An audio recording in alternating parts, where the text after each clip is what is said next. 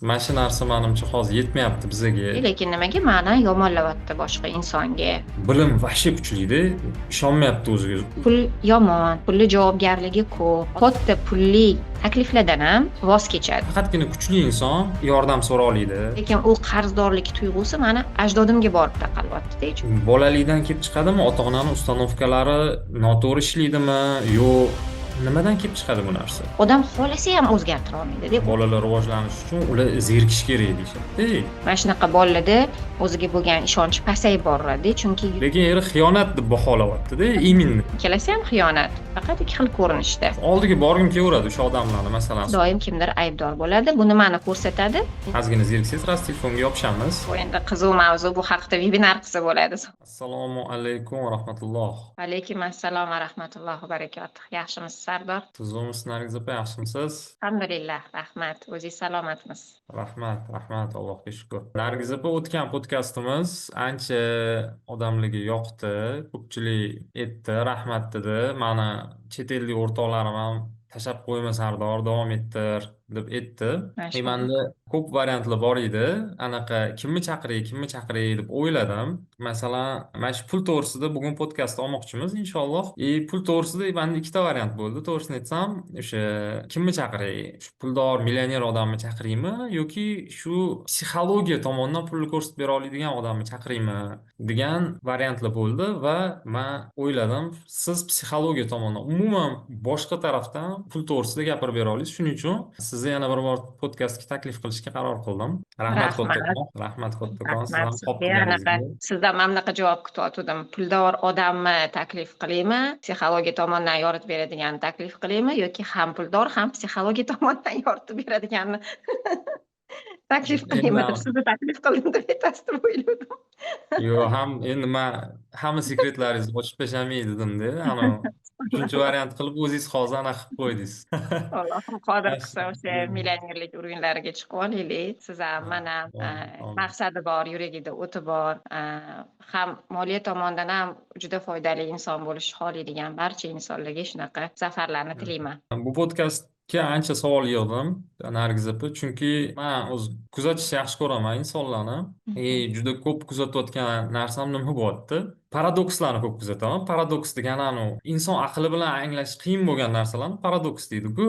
Mana bir xilli mana shunaqa tanishlarim, shunaqa yaqin insonlarim bor. Tinmay ishlaydi. Ikkita, uchta ishlaydi-da. Qars to'lashdan bosh chiqmaydi. Bir xil tanishlarim bor, anaqalarim bor, yaqinlarim bor. Ular ko'p ishlayotganini sezmayman. Qachon qarama dam olishda bo'ladi-da. Lekin shu pul quvlab yurgandek menga tuyulaveradi shu insonlarni. O'sha narsani yoritib berish uchun bugun sizni taklif qildim. Birinchi savolga o'tsak, nima deysiz? Bo'ladi. Hop, birinchi savolim, boylik yoki kambag'allikni fundamenti nimada? O'zi nimadan boshlanadi? Boylik qurish, shu narsani yoritib bersangiz.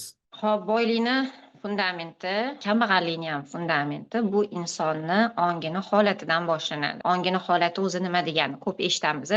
Insonni ongi toza, insonni ongi kir deb jumlalar ko'p eshitib qolamiz. Insonni ongi nima degani? Insonni ongini ichiga qanaqa funksiyalar kirib ketadi? Qarang, bitta misol keltirishga harakat qilaman, inshaalloh mos tushadi degan umiddaman, to'ldiradi informatsiyamizni degan umiddaman.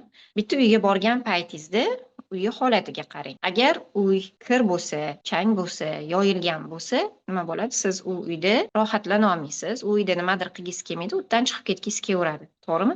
Va shunaqa uy borki, toza, ozoda, hamma joyi chinnidek, misol uchun. Siz u uyda rohatlanasiz. Inson o'laroq rohatlanasiz. Ham ko'zingiz quvnaydi, ham qalbingiz quvnaydi, maza qilasiz. Xuddi shunaqa uy mana sizni uyingizni holati, ongingizni holati desak bo'ladi. Даже mana anaqalarda psixologiyada shunaqa ma'lumotlar berilgan bizga. Erkak kishini mashinasiga qarab ham, mashinasini holatiga qarab ham qanaqaligini bilsa bo'ladi deyilgan. Mana shu ongni holati bor-da, kambag'al ong bor, boy ong bor.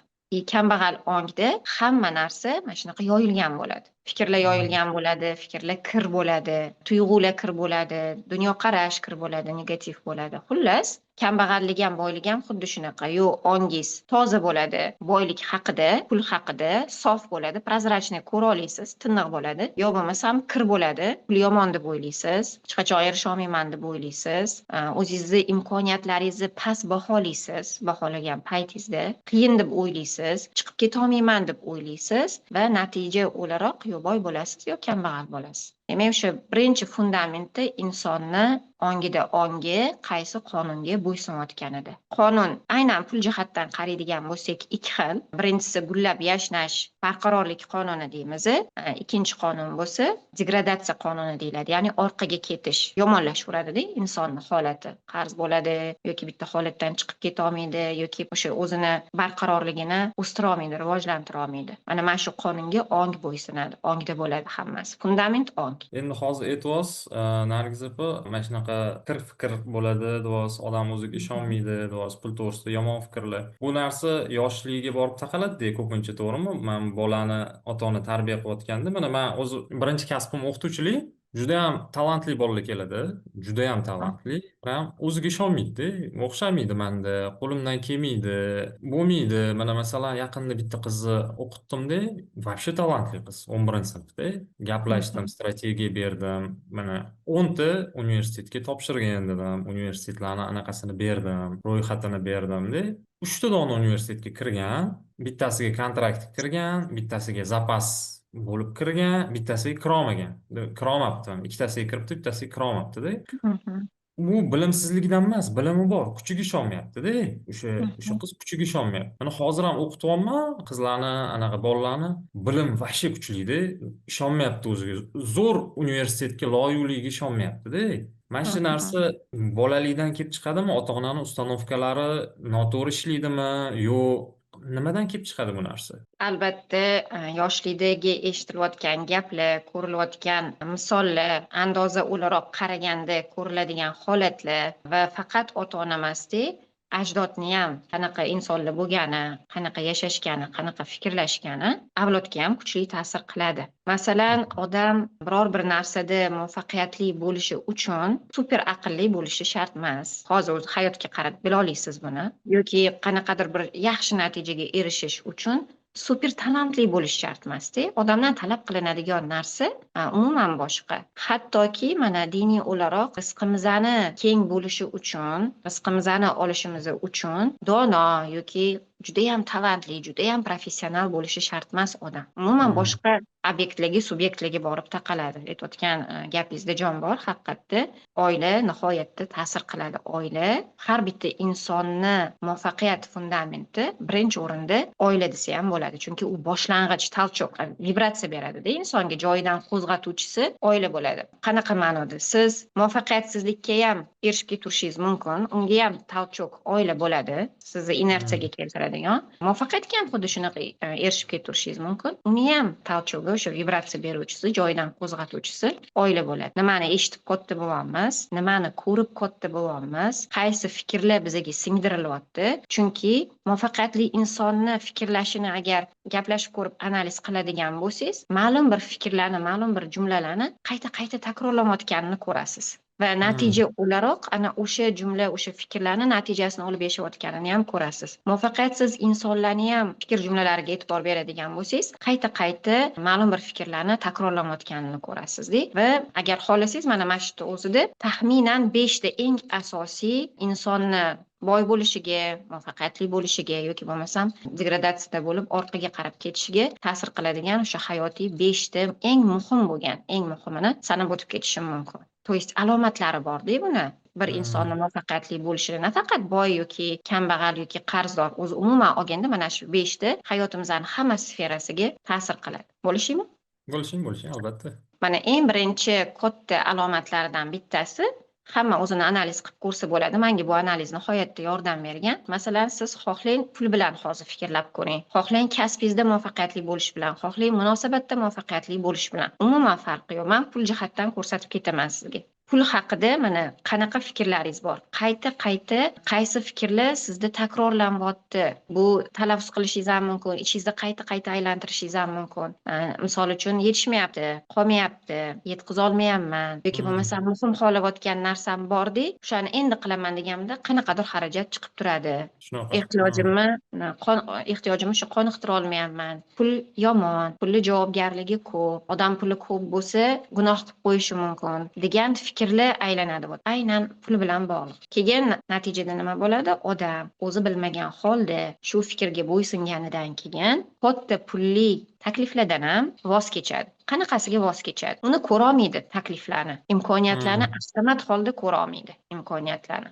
Nima qilsam moliyaviy barqaror bo'laman degan savolga javob bilmaydi. Ya'ni maqsadi bo'lmaydi. Maqsad qo'ya olmay qoladi odam. Qarang, fikrni o'zi qanchalik ta'sir qilyapti. Siz rad qilasiz imkoniyatni ko'rmaysiz va maqsad qo'ymaysiz. Maqsad qo'ymaydigan suhbat qilib ko'ring insonlar bilan, yana o'zingizga yana ham puxtalab olish uchun.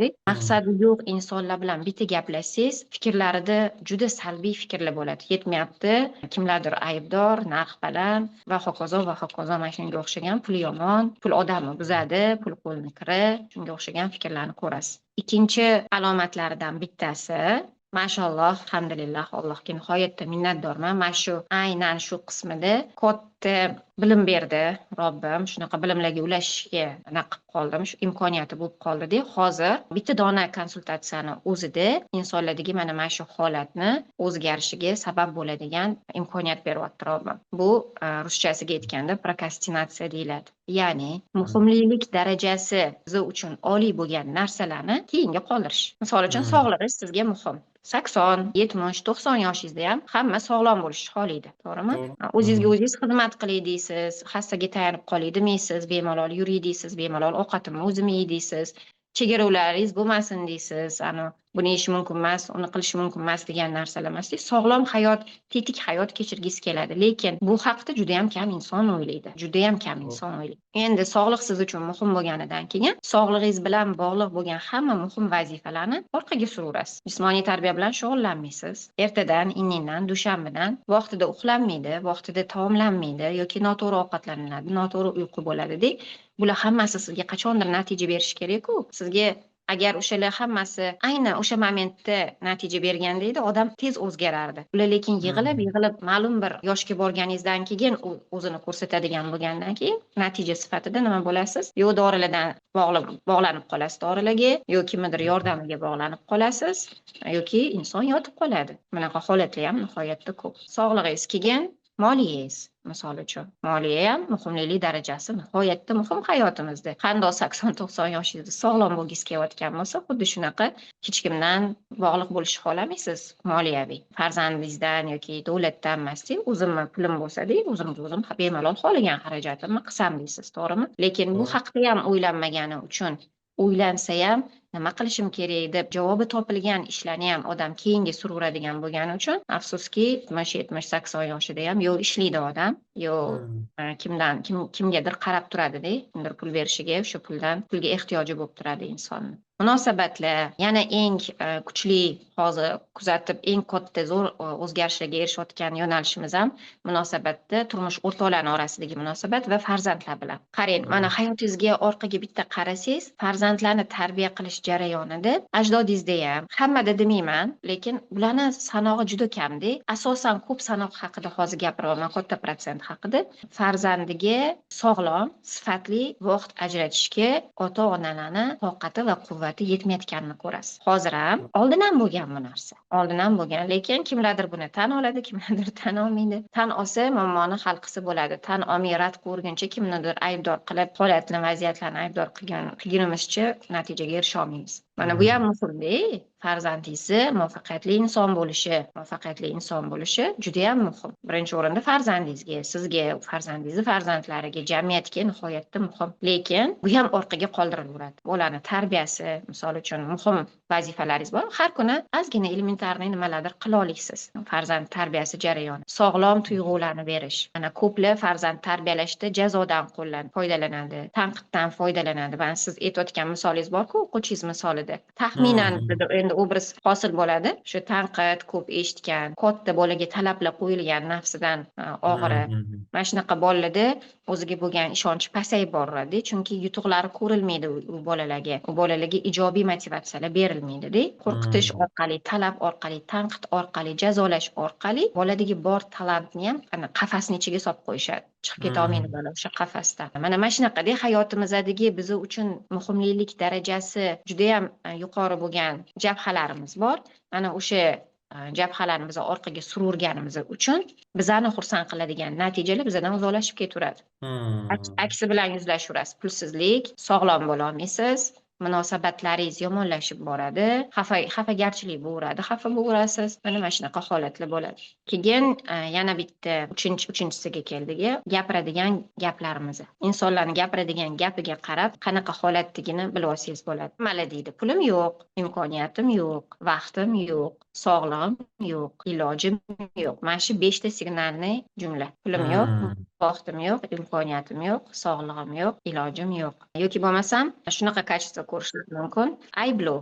Men bu narsani yoki mana shu ishimni qila olmayapman. Sababi bolalarimmi deb, sababi rafiqammi deb, sababi erimmi deb. Kimdir aybdor bo'ladi. Gapirayotgan gaplarga e'tibor bersangiz, doim kimdir aybdor bo'ladi. Bu nimani ko'rsatadi? Inson javobgarlik olmayotganini ko'rsatadi. O'zi javobgarlik ola olmaydi. Imkoniyatlarni ko'ra olmaydi. Mana shu signal so'zlar deb qarasangiz ham bo'ladi. Keyin amalda ko'rasiz. 4-punktda amal. Amal bu qanaqa? Bu amalda kambag'al yoki qarzdorlik ongida yoki ongni kambag'allik formulasiga ergashib yashaydigan ongni amallari haqida aytaman hozir. Jozibaga sablazn deydi rus tilida. Jozibaga yo'q deya olmaydi odam. Men o'zimdan misol keltirishni yaxshi ko'rardim. Kofe ichkim kelmasa ham kofe olardim. O'zi organizmimni talabi yo'q unga. Menga umuman kerak emas. O'zi bundoq quloq solsam, hozir xohlamayapmanmi yoki yo'qmi deydigan bo'lsam, o'zi xohlamayapman. Lekin ong o'sha qonunga bo'ysunadi, borib kofeni ovorasiz, ichaverasiz. Oxirigacha ham icha olmaysiz hatto. Ikkita qo'ltim qilganingizdan keyin uni ichgingiz ham kelmay qoladi o'zi. Yog'i уже sizga umuman foydali emas. Ham pulingizga ham holatingizga, ya'ni inson o'zini jozibasiga yo'l olmay qoladi. To есть muhimlik darajasi siz uchun muhim bo'lgan xarajatlar bilan siz uchun umuman muhim bo'lmagan, foydasi bo'lmagan, sizga nabarot zarar olib keladigan xarajatlarni qilishni boshlaydi kambag'al odam. Kerak emas xarajatlar qiladi. Muhimlik darajasi nihoyatda past bo'ladi yoki umuman mutlaqo kerak bo'lmagan amallarni qilishni boshlaydi. Vaqtingizni noto'g'ri sarflaysiz, misol uchun. Noto'g'ri siz uchun kerak emas bo'lgan videolar ko'rishingiz mumkin, o'yin o'ynash mumkin, gaplashish mumkin telefonda va hokazo. Amalda mana shunaqa narsalarni ko'rasiz. Kambag'al ongida yashayotgan har qanaqa insonga savol berib ko'ring, kun davomida nimalar qilasan deb. Mana shu sanayotganlarini ko'rasiz. Formula, priznaklar, shunaqangi anaqaki, nima desam bo'ladi? O'xshash, oddiy. Mana shu 5 ta dona punkt bilan agar bitta ko'z yugurtirib chiqsangiz-chi, shundoq bilib olasiz-da. Qiyin emas. Voy deysiz, bu mana bunaqa-ku deysiz. Demak, buni umuman ziddi bo'lishi kerak, muvaffaqiyatli bo'lish uchun. Va oxirgisi taqvo. O'zi mani taniysiz-ku, anchadan beri mana shunaqa odatim bor. Eng muhim bo'lgan, birinchi o'rinda turadigan narsani eng oxirida gapiraman. Taqvo o'zi birinchi o'rinda turadi. Taqvo, ya'ni ma'lum bir holatga tushganda inson birinchisi ishona olmaydi Allohga, hikmatini, holat nimaga berilganini tushuna olmaydi. Keyin moliyaviy jihatdan bo'lsa, oson va tez yechim qidirishni boshlaydi. Tirikchilik misol uchun, kimdandir qarz so'rash misol uchun, darrov ong tez yechimlarni berishni boshlaydi. O'sha situatsiyadan hozir chiqib ketgisi kelaveradi, shoshilaveradi. Shoshqaloqlik shaytondan-ku. Taqvosi bor insonni kuchli alomatlaridan bittasi sabrliligi. Sabrli bo'lib, mustahkam to'g'ri yechim qidiradi taqvoli inson. Taqvosi zaif inson darhol yechim bo'lsin deydi. Darhol shu holatdan chiqib ketib qolay deydi va Allohim nima degan deb yashamaydi-da. Insonlar nima deydi deb yashaydi. Mana shu alomatlarni ko'rsangiz bo'ladi. Zo'r narsalar aytib berdi Nargiz opa. Lekin mana bitta narsani so'ramoqchiman.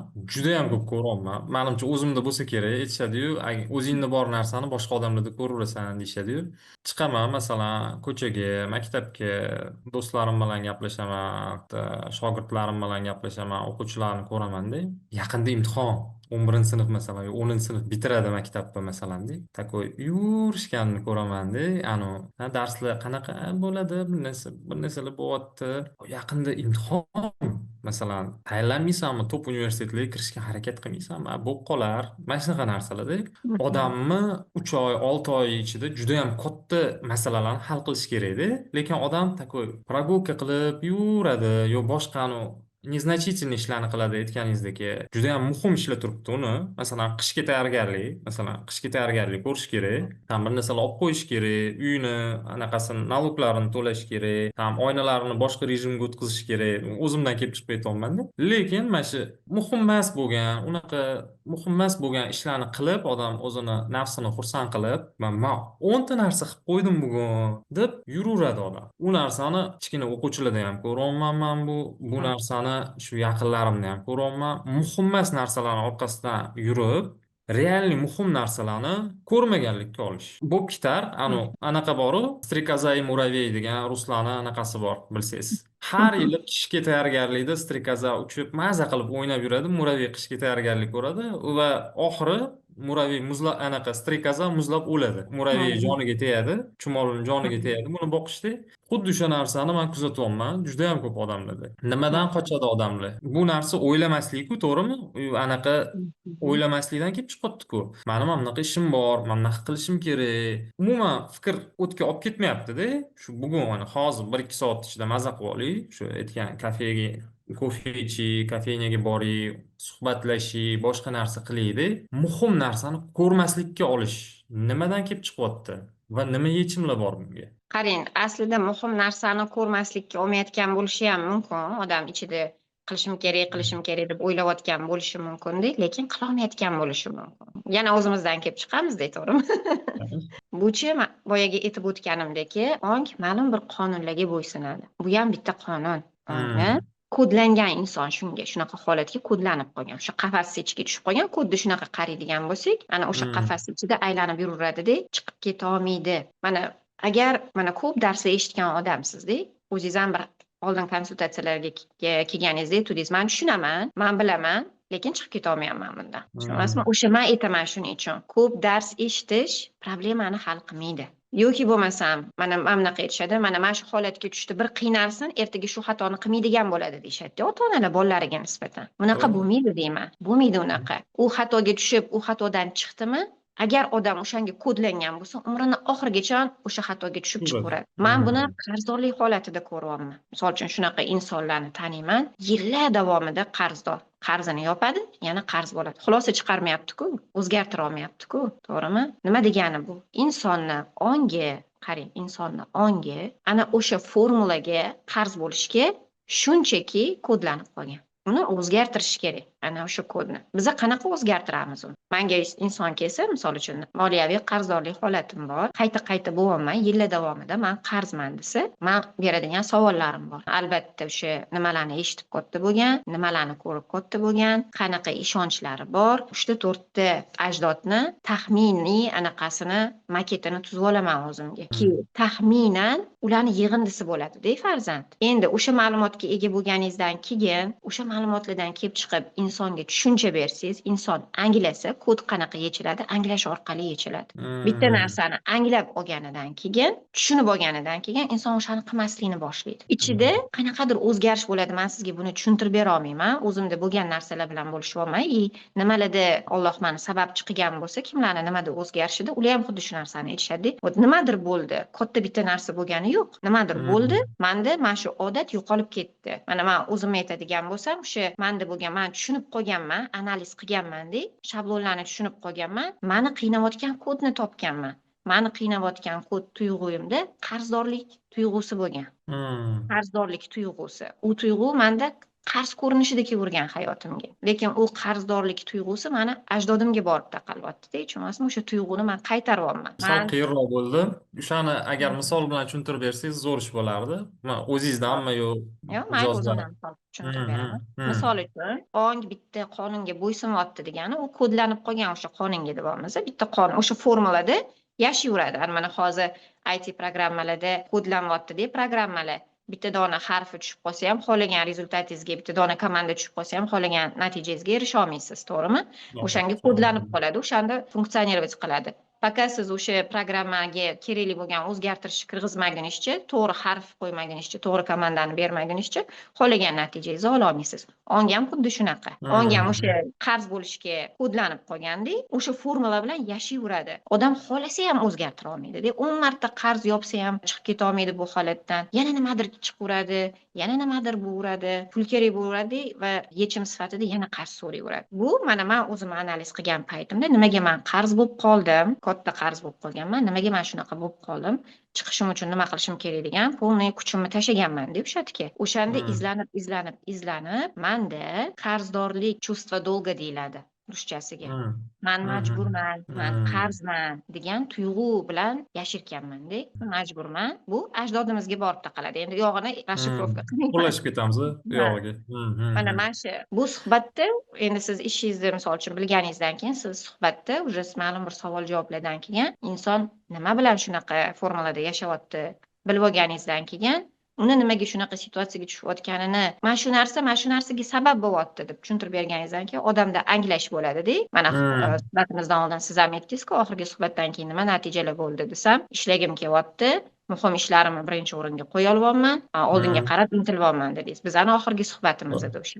O'shani tushunib olasizda, men odamni ichida ongida qanaqa darajada, qanaqa elementlar ko'rinishida o'zgarishlar ketadi, nimani darajasida o'zgarish ketadi bilmayman, lekin bitta narsani bilaman. Odam anglashi bilan o'sha qulf ochiladi. Avtomat tarzda o'sha kofeni olmaydi boshqa. Ichkisi kelmayaptimi? Avtomat tarzda keraksiz xarajatlarni qilmaydi. Avtomat tarzda keraksiz narsaga vaqt ajratmaydigan bo'lib qoladi. Organizmda qanaqa darajada o'zgarish ketadi, men uni bilmayman, lekin bitta narsani amin bo'ldim. Inson anglashi bilan, o'sha tafakkurida shu narsa o'tirishi bilan o'sha qulf ochiladi, chiqib ketadi odam qafasdan. Daromadingizga ham ta'sir qiladi, sog'lig'ingizga ham ta'sir qiladi va hokazo va hokazo. Misol uchun, oldin mana shu qafas ichidan chiqishimdan oldin menga yugurish bu bitta azob edi. Trenirovkada yugurish bor-ku, rosa azob edi. Ya'ni yuraman derdim. Nimaga? Chunki yurish komfortni. Lekin bilaman, yugursangiz natija 2 barobar, 3 barobar yaxshiroq bo'ladi-da o'zi. Yugura olmas edim. Ishonasizmi? 1 kilometr u yoqda tursin, yarim kilometr yugura olmasdim. Yarim kilometr bo'ldi derdim. Charchasam, charchamasam. Men hozirgi kundagi rekordim. Menda o'zimni eski Nargiza bilan yangi Nargizani anaqasi bor-da, kurashuv rekord kitobi. 3 kilometr to'xtamasdan yugurdim. Bitta yugurganda 3 kilometr. Men uchun zo'r, kimgadir kulgili bu. Voy 3 kilometr ham gapiryapti deydi. Menga 3 kilometr вообще zo'rda. Hozirgi kunda tasavvur qilasiz, meni eng patologim yugurish bo'yicha. O'zidan o'zi xohish yoqiladi-da bunga, tushunasizmi? Qilmay yurgan, qilolmay yurgan ishlaringiz o'z-o'zidan bo'lib ketib qoladi. Uning uchun tafakkur degan so'z ishlatdingiz. Mana shu narsa menimcha hozir yetmayapti bizga. Juda ham ajdodlarimiz ko'p shug'ullanishgan bu narsa bilan. Mana hozir bizda современный такой bo'lish uchun meditatsiya qilish kerak, tam unaqa qilish kerak, bunaqa qilish kerak deyishadi, lekin o'sha bundoq anaqa qilsak, ajdodlarimiz tafakkur bilan shug'ullanishganda, tafakkur ibodat darajasiga ko'tarilgan narsada. Mana shu narsani men kuzatyapman, o'zimda ko'pchilikdan kuzatyapman, tafakkur qilishdan qochamiz. Tafakkur qilishdan qochamiz, o'ylashdan qochamiz, o'zimizga savol berishdan qochamiz. Masalan, transportda ketayotganingizda yoki boshqa joyda ketayotganingizda odamlarni kuzatasiz, ozgina zeriksangiz rast telefonga yopishamiz. Oldin masalan telefonlar bo'lmaganda, men endi shunaqa pokoleniyada tug'ilganman, shu telefonlar oldin bo'lmagan, metrolarda, boshqa joylarda qatnayotganimda odamlar kitob o'qirdi, bu narsalarni o'ylab ketardi, boshqa narsa. Zerikish bo'lardi. Zerikishni lokomotiv deyshadi hozirgi olimlar. Bolalar o'sish uchun, bolalar rivojlanish uchun ular zerikish kerak deyshadi. Men masalan zerikkanimda maktab programmasini yoshligimda ancha oson ilardimda, zerikib qolardimda, kutubxona kutubxonaga tushib kitoblarni olib chiqaverardim, o'qiyverardimda. Hozir mana shu zerikish degan narsa olib qo'yilgandan keyin odamga chalg'ituvchi faktorlar ko'p bo'lgandan keyin odam tafakkur qilishni ham to'xtatib qo'ydida, menimcha Mhm. ko'pchiligimiz. Muammolarni yechimi menimcha o'sha psixologiyada samarefleksiya deydi, bizning dinimizda tafakkur qilish deyiladi. Nimaga men bu holatga tushdim? Nima olib kelib qo'ydi meni bu holatga? Nimaga qayta-qayta takrorlanyapti bu narsa? Hozir psixologga boryapmiz-ku, juda ham ko'pchilik mana hozir O'zbekistonda yo'q edi bu trend. 5 yil, Mhm. 6 yildan beri juda ham ko'pchilik sal muammoga uchrasa, sразу psixologga yuguryapti. Bor shunaqa odamlar ko'p. Psixolog tafakkur qilishga yordam beradigan odam, samarefleksiya qilishga, savollar orqali. Chunki o'zimiz qochamiz savollar berishga o'zimizdan. Manda shunaqa narsa fikr bo'ladi, odam o'zini tanib qolishdan qo'rqadi. Qanaqadir o'zini nafsini, o'zini temniy taraflariga qarashga, o'shani tan olishga va uni ustida ishlashga qo'rqadi. Juda ham tog' deyishdek tuyulib ketadi. Shuning uchun tinchgina telefonga yo boshqa narsaga chalg'ib qo'yib, ozgina unutadi mana shu narsani. Mana shu narsa to'g'risida gaplashsak, Nargiz opa. Xo'p bo'ladi. Gaplashaylik, bo'lmasa to'g'ri aytyapsiz, fikrlaringizga qo'shilaman. Inson tafakkur qilishga erinadi desak ham bo'ladi, hattoki. Erinadi. Hmm. Nimaga? Chunki tafakkur qilish boshida ongi bunga o'rganmagani uchun qiyindek, qayerdan boshlab qayerdan tugatishni bilmaydi odam. Keyin hattoki aytyapsiz, mana psixolog to'g'ri savollar orqali insonni o'zini o'sha muammosi bilan yuzlashtiradi, yechim bilan yuzlashtiradi. To'g'ri. Bu to'g'ri Hmm. savollarni topa bilish ham, bera bilish ham bitta mahoratda o'zi. To'g'ri Hmm. savolga yuzlana olish ham, keyingi to'g'ri savol nima o'zi deya olish ham bitta Hmm. san'at. Inson erinadi keyin. Savollariga javob topayotgan paytda bir xil insonlar qo'rquvlar bilan yuzlashadi. Hmm. Qo'rquvdan qochadi. Bir xil insonlar javobgarlik olish kerakligi bilan yuzlashadi. Misol uchun farzandim yaxshi o'qishi uchun men mana bunaqa narsalar qilishim kerak degan javob borda u yerda. Keyin qochadi Hmm. undan. Javobgarlik olgisi kelmaydi. Xullas, hammani tafakkur qilishdan bosh tortishini sababi har xilga xos. Xo'p, endi qarang. Mana sizga mana bunaqa savol bermoqchiman. Kuchli shaxs deganda qanaqa shaxsni tushunasiz? Bu kuchli shaxs, umuman olganda kuchli shaxs bor. Misol uchun, Hmm. To'g'ri. mana inson kasbini bilmaysiz, kimligini bilmaysizda, bilmay turib gaplashganingizda, voy, mana bu odam rosa kuchli ekan deysiz. Kuchli shaxs To'g'ri. ekan deysiz. Hmm. O'sha Hmm. sizningcha qanaqa inson shunaqa odam? Ikkinchisi, o'zini ishida kuchli shaxsni qanaqa shaxs deb o'ylaysiz? Qanaqa alomatlari bor, qanaqa priznaklar bor siz uchun? Zo'r savol berdingiz. Kuchli shaxs deganda, menda shunaqa odamlar bor, unaqa odamlar kam. Qanaqadir nima desa bo'ladi? Shu oldiga borgim kelaveradi o'sha odamlarni, masalan, suhbatlashishga. O'zimni juda ham komfortni his qilaman-da. Komfortni his qilaman. Ular meni qanaqadir осуждать qilmaydi, eshitishni biladi. Nima desa bo'ladi? Empatiya deydi, anaqa tilda, psixologiya tilda. Nima desa bo'ladi? Hamrohlik. Mana shunaqa holatga, bu holatga tushdingiz. Xursandchilik holatingizmi yo xafagarchilik holatingizmi bo'lishingiz keladi shu inson bilan-da. Yumshoq adyolga o'xshaydi u inson. Lekin kuchli, juda ham kuchli. Mana shunaqa tushunaman. Men kuchli inson degan. Odamlar talpinadigan, yuragi keng, juda ham ko'p narsani sig'dira oladigan, hayoti orqasida masalan juda ko'p narsa ko'rib qo'ygan bo'lsa ham, yuzidan, настроениясidan u narsasini aytmaydi boshqalarga.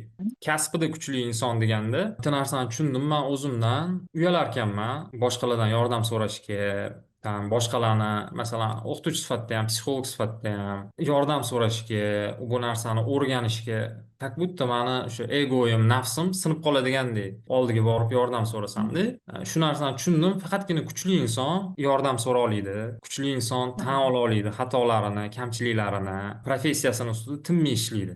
Masalan, kechagidan ko'ra ishini bugun yaxshiroq qilishga harakat qiladi. Odamlarga masalan, как o'qituvchi sifatida aytaman, mana hozir ko'proq o'qituvchiman deb o'ylayman, psixolog hali anaqa qilib bo'lmadim, kasbimga kirib bo'lmadim. Chuqur ota-onalar menga pul to'lashadi, qanchadir miqdor. O'sha pulni iloji bo'lsa men ko'proq qilib qaytarsam, mana shu ma'noda. Ortig'i bilan bersamda ularga, ular kutayotgan narsani mana shunaqa deb hisoblayman men. Kuchli inson ortig'i bilan berishga harakat qiladi, rozi qilishga harakat qiladigan insonlarni professiyasida kuchli inson deb bilaman. Xo'p, mana qarang, professiyada kuchli inson bo'lishingiz uchun siz nimalar qilishingiz kerak? Zamon bilan ham nafas ketish kerak deb o'ylayman birinchi o'rinda. Masalan, hozir искусственный intellekt chiqdi, har xil narsa, yangi narsalar chiqdi. O'sha narsalarni ishlatib, zamondan orqada qolmasdan ishlashga harakat qilish birinchidan. Ikkinchidan, har xil anaqalarni o'rganish, metodikalarni tinmay o'zini ustida ishlash, kitoblar, treninglar, mana shunaqada o'zini ustida ishlash. Da, to'g'ri aytyapsiz. Xo'p, biz endi tafakkur qilmaslik, telefonga aldanib qolish haqida aytyapmiz-ku. Hmm, Bularni negizida yotadigan, bizani ko'zimizga ko'rinmaydigan ildizlar bor-da. Bu hmm, ildizlarning birinchisi insonni tafakkur qilishdan to'xtatadigan va vaqtini noto'g'ri sarflab, vaqtinchalik sizga zavq beradigan narsalarga aldanib qolishingizga sabab bo'ladigan eng birinchi punktlardan bittasi bu insonni maqsadini yo'ligi. Maqsadi yo'q odammi? Maqsad mana bunaqa narsada, qarang. Sizni maqsadingiz bor bo'lsa, o'sha maqsadingizga qarab ketayotgan bo'lsangiz-chi, agar siz juda katta narsalarga ham yo'q deya olasiz. Juda katta narsalarga. Bo'lmasam yo'q deya olmaysiz. Sizni maqsadingiz qanchalik sizni yondiryapti, kuch beryapti, misol uchun. Ana hmm, o'shanda siz hamma noto'g'ri narsaga, hattoki to'g'ri narsalarga ham yo'q deya olasiz. Sizga muhim bo'lib ketaveradi-da maqsadingiz. O'sha maqsad bilan yashaysiz, oldingizga qo'ygan o'sha maqsadingizga intilasiz. Tafakkur qilmaslik va vaqtni zoya ketkazish, telefondan zavq olish hayotdan emasda, telefondan zavq olishni eng hmm, birinchi urug'i mana shu maqsadni yo'ligi. Inson hmm, nimaga yashayotganini umuman bilmaydi. Nimalar qilish kerakligini taxminan biladi o'zi. Qanaqa yashasa to'g'ri yashash kerakligini ko'plar biladi so'rasangiz, lekin nimaga yashayotganini, nima qilish kerak, qanaqa odam bo'lish kerak desangiz, u narsalarda juda mavhum. Men buni niqa degan texnika bor-da, o'zbek tilida niqa deyiladi. 4 ta savol bor. O'sha savolni hmm, xohlasangiz anaqa podkastimizni tagida yozib qoldirsak bo'ladi, hamma o'zini analiz qilib ko'rishi uchun. Ana o'sha savolga javob berishda ham oddiy savol. O'shanga ham javob berishda qiynalganlarni ko'rdim-da. Bir taxminan 20 ta odam javob bergan bo'lsa, bitta dona odam to'g'ri javob bera olgan. Qolgan hech kimniki to'g'ri emas. Kasha nima xohlayotganini bilmaydi. hmm, Endi qarang, kuch hmm, mana bunaqa narsa. Kuchli shaxs bo'lish degani, kuchli shaxs bu energiyasi bor odamda, energichni odam kuchli shaxs hisoblanadi va ana o'sha energiyasidan to'g'ri foydalanayotgan odam. Misol uchun, bitta professiyada biza muvaffaqiyatli bo'lishimiz uchun ma'lum bir sanaladigan anaqalar kerak, instrumentlar kerak bizga. bosqichlar. Ha, shunaqa instrumentlar kerak. Misol uchun, maqsadingizni bilib oldingiz. Misol uchun, maqsad qo'ydingiz oldingizga, men kuchli psixolog bo'lmoqchiman dedingiz. Professiya o'ziga xos, unikalniy dedi, o'zini uslubiga xos, o'zini uslubiga ega bo'lgan odamlarga o'sha minimalniy konsultatsiyada maksimalniy yordam bera oladigan psixolog bo'lmoqchiman dedingiz. Nima qilish kerak? Juda oddiy. Birinchidan fokusni o'sha yo'nalishga qaratish kerak. Har kuni oldingizga maqsad qo'yasizda, 2 soat deysizmi, 1,5 soat deysizmi, siz ilm olasiz, ilm o'rganasiz. O'zingizga bitta kichkinagina mavzu, kichkina qadam, qarang, katta narsa kerak emas. Kichkinagina elementarniy bitta dona narsani, bitta dona, ikkita, uchta ham emas. 1 yil davomida har kuni shunaqa 1 soat vaqtingizni ana o'sha maqsadingizga kuchli psixolog bo'lishga qaratadigan bo'lsangiz, birinchisi fokus bo'lyapti. Fokus qarang.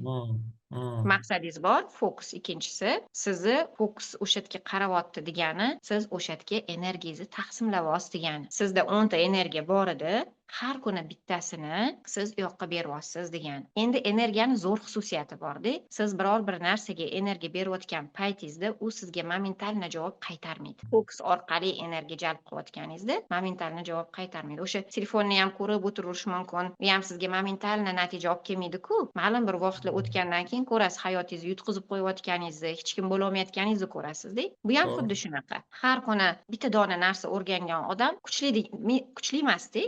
O'zini kuchliman, professional bo'ldim deya olmaydi. Lekin 1 yil davomida 1 soat o'zini energiyasini, 10 ta energiyasidan bitta donasini shu narsaga sarflagan odam uni kengaytiradi. Psixolog sifatida siz kengayishni boshlaysiz. Bitta ilmingiz bor edi, ertaga 2 ta bo'ldi, indinga 3 ta bo'ldi, 4 ta bo'ldi-da. Bu shunaqa zo'r ishlaydi sistema. Odam buni kartinani tasavvur qila olmagani uchun qanaqa qilib kengayishi mumkin, qanaqa izobilniy bo'lishi mumkin, qanaqa qilib masshtabirованный odam bo'lishi mumkin degan savolga javob qidirmay yashagani uchun ham energiyani noto'g'ri narsaga sarflaydi. Просто biz energiyamizni nimaga sarflasak, hayotimizda o'sha narsa kengayadi. Ko'payamiz o'sha narsada. To'lib toshib semiramiz.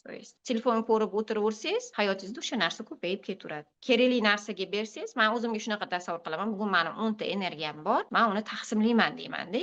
O'zimcha menga qulay shunaqasi anaqa qilish. Bolalarimga energiya, ota-onamga energiya, silai rahimga energiya, professiyamga energiya, klientlarim mana shunaqa deb o'zimga uyimga energiya deb qo'yganman-da. Taqsimlab qo'yganman. Yengil. Mana shunaqasiga qarasangiz, odam yengil anaqa qila oladi. Mana shu 1 yildan keyin o'zingizga qaraydigan bo'lsangiz, bitta yo'nalishda kuchli shaxs bo'layotganingizni ko'rasiz. O'zingiz xohlayotgandagi anaqaga erishayotganingiz. Xo'p, nima kerak bo'ladi? maqsad kerak bo'lyapti, energiya kerak bo'lyapti. Uchinchisi harakat. Ruschasiga прилагать усилия deydi. Harakat kerak. Siz buni har kuni qilishingiz kerak. Endi shunaqa holat bo'lib qolishi mumkin. Bir soat bir xil paytda nafsingizga og'irlik qiladi. Odamni har xil holati bo'ladi. Ana o'shanda 1 soat emasdi, 10 minut. Asosiysi qilish. 10 minut, 15 minut. Ko'tara olganingizcha. Keyin o'sha harakat qilganingizdan keyin sabr kerak bo'ladi. Natijani kuta olishingiz kerak va oxirgisi taslim bo'lmaslik. Taslim bo'lsangiz yutqazasiz. Bora olmaysiz. Masshtabni odam bo'la olmaysiz. Hammasini boshida baribir maqsad turadi. Siz o'sha maqsadda o'zingizni qo'lingizda yutug'ingizni ko'tarib turib, butun zalga qarab, men sardorman deyotganingizni, erishdim, qiloldim deyotganingizni ko'ra olishingiz kerakda. Ana o'sha sizga kelgan hamma oldingizdan chiqayotgan bo'rilarni tuzog'iga tushmaslikka yordam beradi. U bo'rilar telefon ham bo'lishi mumkin, u bo'rilar o'rtoqlar bo'lishi ham mumkin, o'yin bo'lishi ham mumkin, har xil narsa bo'lishi mumkin. Mana shu narsani gapirib berayotganingizda bitta narsa esimga kelib qoldi. Men ko'pincha, menimcha boshqalarda ham bo'lsa kerak bu narsa. Bitta ish qilayotganimizda agar fokusimiz o'sha ishda bo'lsa, ancha kam vaqt sarflaymiz, to'g'rimi? No biza chalg'ib ishlashni yaxshi ko'ramiz-ku, tam borib bir narsa ichib kelamiz, bir narsa yeb kelamiz, orada bo'linish, tanaffus qilaveramiz-ku. Mana shu narsa yana bitta narsa xalaqit beradi menga o'zi lichna. Bitta ish qilayotganimda ikkinchi ish, undan keyingi ishni o'ylayman. Bitta ish qilyapman, masalan, tam konsultatsiya o'tib turib, bu konsultatsiyadan keyin qayerga borishimni o'ylayman. Yoki dars berib turib, darsdan keyin nima qilishim kerakligini o'ylayman. Bitta maqol bor-ku, "Секрет счастья прост" deydi. Mo'yish chashku, думай о чашке deydi. Mana ruslarda mana shunaqa maqol bor-da. Mana shu ikkita narsani qanaqa qilib yengib o'tsa bo'ladi? Bu anaqa ham aytadi, adashmasam Jim Rohn yoki Brian Tracy aytadi. Bitta ish qilayotganingda o'sha ishga bor yo'g'i 5 minut butun diqqatingni qaratib qilishing, har kuni 5 minut bitta ishga diqqat, 1 soat emas, 5 minut diqqatingiz qarasa, bu sizni bir umrlik loqayd bo'lib, nima qilishni bilmay, nimaga yashayotganingizni tushunmay yashaydigan yillaringizni ekonom qiladi deydi-da. To есть o'zgarasiz, yutib ketasiz. Har kuni 5 minut bitta narsaga fokusingizni qaratsangiz, hayotda yutib ketasiz demoqchi-da endi. Haqiqatda shunaqa, bitta ish qilayotgan paytimizda fokusni boshqa joylarga bo'linishi mumkin, lekin bundan muhimroq bitta etapi bor buni. Bu qanaqa etap? Bitta ish qilayotganingizda siz boshqa narsaga chalg'ishingiz mumkin, o'ylab xayolingizda. Lekin maqsad mana bunaqa bo'lsa, boshlagan ishimni tugataman bo'lishi kerak. Qarang, bu zo'r yordam beradi. Agar siz o'zingizda boshlagan ishni oxirigacha yetkazish qonunini o'rnatsangiz ongingizga, siz avtomat tarzda ma'lum bir vaqt o'tgandan keyin sabr kerak bunga, усилие kerak, обязательно kerak. Ma'lum bir vaqt o'tgandan keyin qarasangiz, bitta ish qilayotgan paytingizda fokusingiz boshqa narsaga chalg'imayotganini ko'rasiz. Birinchisi, ikkinchisi, boya aytdik-ku, jozibaga, sablaznga yo'l oladigan inson bo'layotganingizni ko'rasiz. Sardor bu haqiqatdan zo'r ishlaydigan formulalar. Rostdan bu natija olib kelgan, nima deydi, hosilini ko'rasiz-da. O'zi bizga bu texnika bor-da, boshlagan ishni oxirigacha yetkazish texnikasi bor. Mana o'sha texnikani o'rgatgan ustozimiz boshlagan ishni oxirigacha yetkazish degani, bu anaqa bilan baravar deganlar-da. Xuddi sizda bitta katta yeringiz bor-da, maydoningiz. Ichida tegida brilliantlar ko'milgan. Har safar boshlagan ishingizni oxirigacha yetkazgan paytingizda siz bitta brilliantga sohib bo'lasiz. Lekin u brilliantni ko'zingiz ko'rmagani uchun uni natijasi, boya aytdim-ku, natijalar keyinroq keladi. Keyinroq keladigan bo'lgani uchun siz momentalna o'shandan zavq olmaganingiz uchun yoki natija olmaganingiz uchun sizga natija yo'qdek tuyuladi-da. Lekin natija har doim bo'ladi. Fikrlaringiz natijasi bo'ladi, amallaringiz natijasi bo'ladi, gapiradigan gapingiz natijasi bo'ladi, munosabatlaringiz natijasi bo'ladi, dunyo qarashingiz natijalari baribir bo'ladi-da. U natijasiz hech narsa natijasiz bo'lmaydi. Mana shu har qanaqa boshlagan ishni fokusingiz boshqa narsaga chalg'isa ham, turib choy ichib kelsangiz ham, yo telefonga ozgina qarab qolsangiz ham, o'zingiz buni ilib olasiz. Voy, men bu ishni qilyotgandim, bunga chalg'ib ketib qoldimmi deysiz-da. Bo'ldi, o'sha yerda yana men bu ishingizga ozgina e'tibor berib anaqa qiladigan bo'lsangiz, asosiysi oxirigacha yetkazish. Mana shu sizni fikrlaringizni tarbiyalashni boshlaydi. Lekin oxiriga yetkazilmagan ish bizada keyingi 3-muvaffaqiyatsizlik qonuniga sabab bo'ladi. Bu muvaffaqiyatsizlik qonunlarini sanamamiz-ku, bo'ysunadigan. Men uchun meni xohishlarim, misol uchun, meni xohishlarim va meni maqsadlarim amalga oshmasa ham bo'ladi degan qonunni bo'ysunish. To есть nimaga? siz uchun bitta muhim ish bor edi, oxirigacha yetkazishingiz kerak edi. Siz uni oxirigacha yetkazmadingiz. Bu o'z-o'zidan natijani keyingi surilishiga sabab bo'ladimi? Hmm. Natijasi oxirigacha yetmadi, chala qoldi. Mana shu ongga o'zini qonunlari bor-da, mana shu keyingi eng yomon qonunlardan bittasi. Mani Hmm. maqsadlarim va mani xohishlarim amalga oshmasin yoki ularni amalga oshishi keyinroq bo'lsa ham bo'ladi. Xursand bo'lmaysiz. Xursand bo'lmaganingizdan keyin nima qilasiz? Sizni tez xursand qiladigan narsalarga murojaat qilasiz. Telefon, o'yin, kimdir ichadi, kimdir chekadi, kimdir g'iybat qiladi. O'sha narsalardan naslazleniya olishni boshlaydi odam. Demak, ishini oxiriga yetkazib qo'yish juda ham muhim. Judayam. Mana qarang, bu parallelni, to'g'ri perpendikulyar deylik, parallel emas, to'g'ri perpendikulyar. Sizni ishingizni o'zini vaqtida yetkazishingiz, bu nima degani? Bu qaysi qonun? Mani xohish va istaklarim tez amalga oshsin degani. Ma'lum bir Hmm. natija sifatida shunaqa odam bo'lishni boshlaysizda, siz boshlagan ishingizni oxirigacha yetkazaverasiz, lekin siz o'shani yetkazganingizda hosil ololmaysiz-ku, ko'zingiz ko'rmaydi, lekin Shunaqa. uni natijasi yig'ilib etolmani ma'lum bir vaqtdan keyin olasizku uni. Siz Hmm. o'zingizni o'sha qonunga tayyorlab olasiz, o'sha qonunda funksionerovat harakat qilyapsiz. Ma'lum bir vaqt o'tgandan keyin avtopilotda bo'lib qolasizda. Maqsad qo'ydingizmi, amalga oshadi. Bitta narsa xohladingizmi, amalga oshadi. Xayolingizdan bitta narsa o'tkazdingizmi, amalga oshadi. Bolam kelsa, mana bunaqa narsa etardim deysizda, o'sha amalga oshadi. Hattoki men shunaqa narsani guvohi bo'ldim. Bolam bilan munosabatimda bolamga o'sha narsalarni etmadim, Allohdan so'radim. Men etsam даже o'shanchalik qilmasligi mumkin edi. Men kutganimdan ham a'lo darajada qildi-da o'shani, lekin etmadim bolamga. Tushunyapsizmi? Hmm. Mana shunaqa rezultat sifatida olasizda. Sizni xohishlaringiz, isteklaringiz, maqsadlaringizni tez amalga oshayotganini yoki ularni tez amalga oshishi uchun vaziyatlar yuzaga kelayotganini, xuddi sizni muvaffaqiyatingizda ham ota-onangiz, ham opa-singil, ham aka-uka, ham ona tabiat zainteresovannidek bo'lib qoladi. O'zingizni shunaqa his qilish boshlaysiz. Haqiqatda shunaqa bo'ladi. Siz uchun kimlardir nimalardir qilishni boshlaydi. Sizni ofiyatingizni o'ylab, sizni yutug'ingizni o'ylab. O'z-o'zidan o'sha odamlarda xohish paydo bo'ladi sizga yordam bergan. O'z-o'zidan. Lekin Hmm. boshlagan ishingizni oxirigacha tugatmasangiz, u to'g'ri perpendikulyar, anaqa muvaffaqiyatsizlikka to'ysiz, mani xohish va istaklarim amalga oshmasa ham bo'ladi yoki keyinroq amalga oshsa ham bo'ladi degan signalni berasiz. Keyin nima bo'lasiz? Nimaga shuncha harakat qilaveraman, ishim o'xshamaydi? Nimaga menda bo'lmayapti, palonchida bo'lyapti? Ozgina harakat qilsa ham ikkita qonun, ikki xil qonun. Odam ikkita qonunga, ikki xil qonunga bo'ysunadi. Qiziq. Siylai raham nihoyatda Hmm. muhim.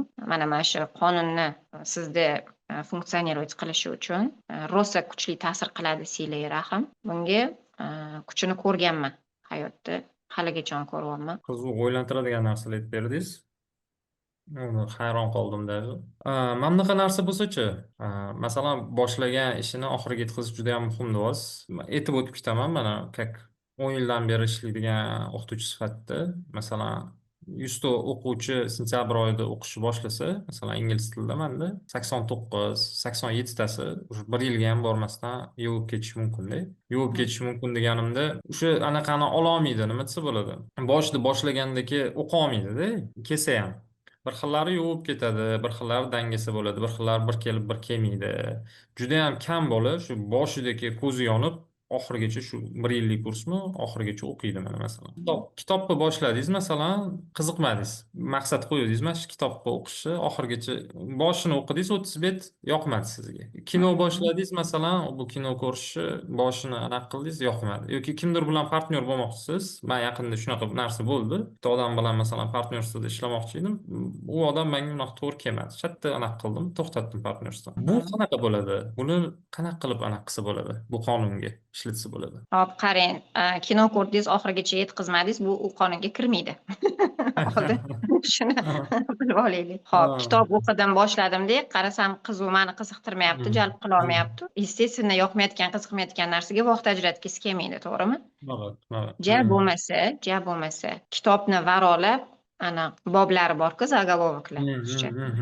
O'shalarni hammasini o'qib chiqish kerak. Ongingiz o'sha kitobni oxiriga yetkazganingizga ishonishi kerak. Har bitta zagolovokni o'qiysiz, nimadir olasiz-ku uni o'qiyotganingizda, bitta o'tirganingizda o'qib qo'ya olmaysiz. Albatta, ochib, хотя бы ana o'sha zagolovoklarni o'qing. Ko'pincha motivatsion kitoblarda zagolovoklarni tagida qanaqadir motivatsion gaplar, jumlalar bo'ladi. ana o'shalar bilan o'qiydigan bo'lsangiz, eng Hmm. qaymog'i, eng shirin joylari o'sha yerda beriladi-da o'zi. Mana Hmm. shunaqa praktikani qilsangiz bo'ladi. Bu praktika, texnika. Xo'p, keyin yana mana bunaqa narsa bor. Ongni ishontirish texnikasi bu ham. Kitob boshladingiz, yoqmadi, o'qigingiz Hmm. kelmayapti. Xo'p, qisqa muddatda ana o'zingizga o'zingiz aytasiz. Mana shu kitobni kompensatsiya qilish uchun bu o'zingiz bilan o'zingiz qiladigan praktikangiz. Kitob o'rniga kompensatsiya sifatida mana shu narsani qilib qo'yaman deysiz. Oxirigacha Hmm. yetkazib qo'yaman deysiz. To есть siz fikringizda, gapingizda, amalingizda uchta bir xil uyg'unlik bo'lyapti. To'g'rimi? Bir xil narsani aytyapsiz. Bizga mana Hmm. bir narsa kerak. Inson har o'zi to'laqonli garmoniyada, balansda bo'lishi kerakda. Ana o'shandagina natija Hmm. bo'ladi. Kitob o'qiy olmadingizmi, o'rniga shartta boshqa narsa qilib qo'ying. Xohlasangiz idish yuvib qo'ying. Endi men ayollar bilan ishlaganimga shunaqa narsalar aytaman. Xohlasangiz Hmm. bitta xonani generalni уборка qilib qo'ying. Oxirigacha yetkazdim deysiz. Fakt, ong o'sha oxirigacha yetkazganni udовольствиясini olish kerak. O'sha qonunga bo'ysunayotganingizni, bo'ysunishga tayyorligingizni ko'rish kerak sizga natija bo'lishi uchun. Hop, uchinchisi bolalar haqida gapirdingiz. Bolalar keladida oxirigacha borolmay ketib qoladi Hmm. deysiz, Ketib misol uchun. qoladi, tashlab ketadi, o'qimaydi, mana Hmm. shunaqa. Hop, nimaga bu narsa sizni bezovta qilyapti? Sizga Yo'q, nima mani bezovta qilmayapti. Yo'q, mani bezovta qiladi? qilmayapti. Oldin bezovta qilardi. Hozir mana shunaqa narsa bo'lgan. Что bittasi ketsa, Allohga shukur, ikkitasi keladi. Ya'ni undan ham anaqaroq nimasi bo'ladi, o'qishga chanqoqroq. Mani bezovta qiladigan narsa nima? Mani bezovta qilayotgan narsa 10 yil mobaynida men pokoleniyalarni ko'ryapman mana hozir. Birinchi o'qitgan o'quvchilarim menimcha уже ikkita, uchta bolasi borda. Mana shunaqa. Hop, mani bezovta qilayotgan narsa anaqani pastligi, xohishlarni kamligi aytdingizu maqsad. Shu Mhm. bolalarda maqsad yo'q. Bolalarda maqsad yo'q. Katta narsalarni xohlayotgan bolalar juda ham kam. YouTube'larda chiqishadi, Oksfordga kirgan bola, unaqa qilgan bola. Har 10 mingta, har masalan 20 mingta bolaga bitta shunaqa Oksfordga kirgan yo o'sha anaqaga kirgan bola to'g'ri kelyapti-da. Men mana masalan ko'ryapman-ku, большинствоni. Katta maqsad yo'q-da. Katta maqsad Mhm. qo'yish borgan sari pastlab ketyapti. Shu aytayotganingizdeki bitta narsani maqsad qilib qo'ydimi, ingliz tilini o'rganish masalan, o'sha narsani oxiriga yetkazish yo'qda.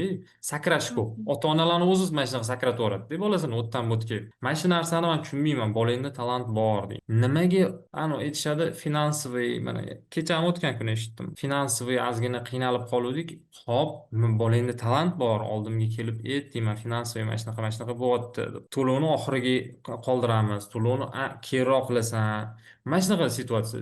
Bahona qilib tashlab ketishdi bir narsani sabab qilib. O'zingiz ham aytasiz, masalan, odam bir narsadan voz kechgisi kelayotgan bo'lsa, anaqasi topiladi degan ma'noda Faqat gaplaringiz bor-da, anaqa topiladi, bahona topilib qoladi. Mana shunaqa. O'sha narsa meni bezovta qilyapti. Hangizda qoladi? eng oson va eng tez topiladigan narsa o'zi bahonada. Bahonachalik Bahona. tez topiladigan hech narsa yo'q. Bahona. Shunaqa.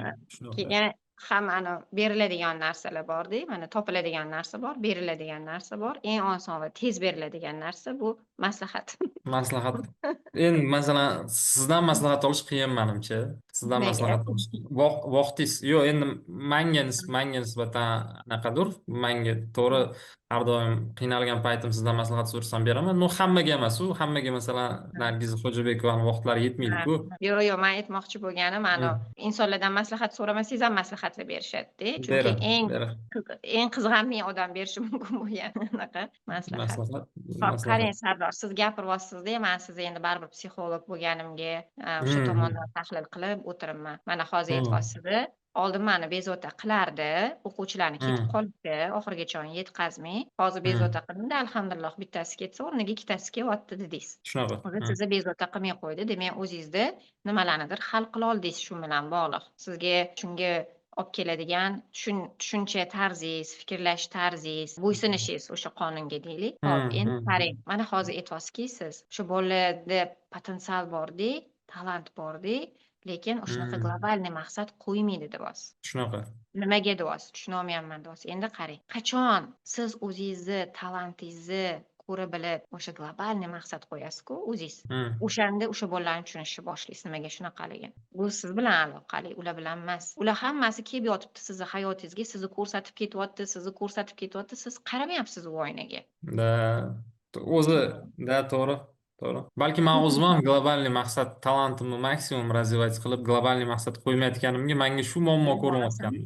Bo'lmasamchi, chunki sizni iqtidoringiz, sizni talantingiz, shuncha yil izlanishingiz, bilishingiz уже ensiklopediya bo'lib ketgansizda. Lekin o'sha globalniy oliy bitta maqsadingiz yo'qda, sizni hozir ularda triggerovать qilayotgan narsa, bolani potensiali bor, lekin ota-ona mana bunaqa qilib yotibdi. Bola oldiga katta maqsad qo'ymagan, Oksfordga kira oladi u bola deyapsiz, misol uchun. Shunaqa. Hammasini hozir o'zingiz haqingizda aytyapsiz. Просто Mhm. ular hayotingizga kelib-ketib obrazlar almashyapti-da, lekin u obrazlarni sizga eshittirmoqchi bo'lgan gapi bitta. Siz ularni pozitsiyasidan ularga qarayapsiz, siz o'zingizni pozitsiyangizdan qarashingiz kerak. Unaqa o'zingizga mana shu anaqani qo'yganingizdan keyin katta bitta globalniy maqsad qo'yib, o'sha yo'lga chiqib, уже nimalardir qilishni boshlagan paytingizda, o'sha bo'layotgan voqea hodisalar sizni уже bezovta qilmay qo'yadi.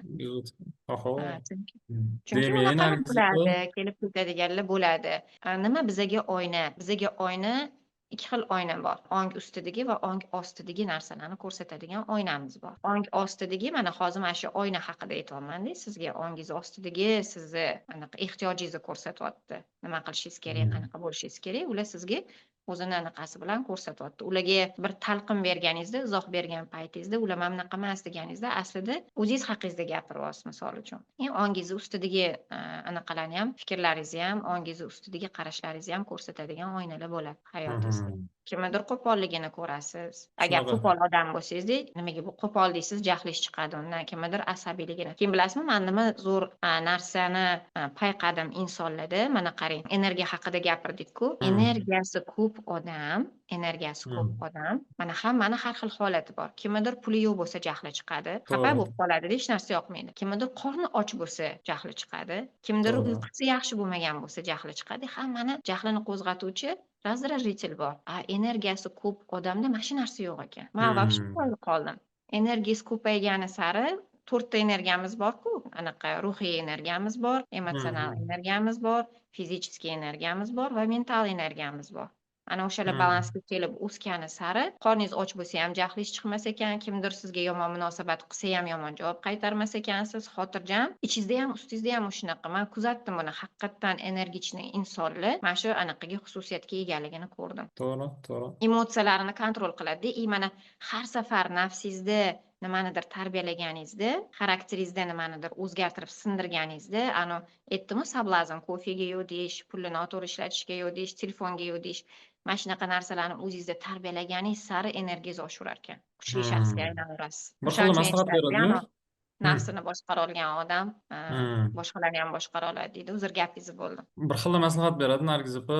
Mana shu narsani so'ramoqchi edim sizga. Mana sablaznlardan o'zingizni yo'q degan paytingiz o'sishda davom etasiz deyapsiz-ku. Bir xil aytadi, masalan, men telefondan qochish uchun knopkali telefon olish kerak deydi. Kofe olib qo'ymaslik uchun yonida masalan ko'p pul olib yurmaslik kerak deydi. Bilmayman, ayollarga masalan qarab qo'ymaslik uchun женский kollektivda ishlamaslik kerak deydi, masalan. Ko'p jins. Xullas, o'sha situatsiyadan избегать qilish kerak deydi.